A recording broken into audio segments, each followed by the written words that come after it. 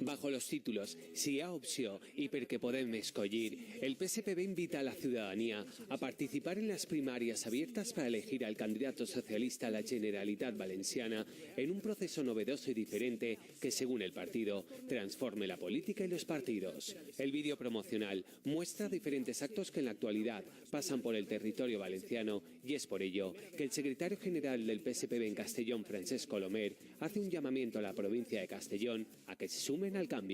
Lo nou necessita amics i, per tant, quanta més gent vulgui vindre amb nosaltres a construir una alternativa. Fa 20 anys que governen els mateixos i tenim tot el dret del món a presentar una alternativa, a fer-la creïble, i la millor fórmula per a ser creïbles és obrir-nos i renovar la política. Per tant, jo crec que és un moment il·lusionant per al canvi i en aquest sentit estem absolutament compromesos. Desde las filas socialistas se muestran satisfechos por la gran acogida que está produciendo la inscripción de ciudadanos descontentos y aseguran que continuarán en la captación de simpatizantes hasta el 1 de marzo, fecha límite para inscribirse en el censo del PSPB.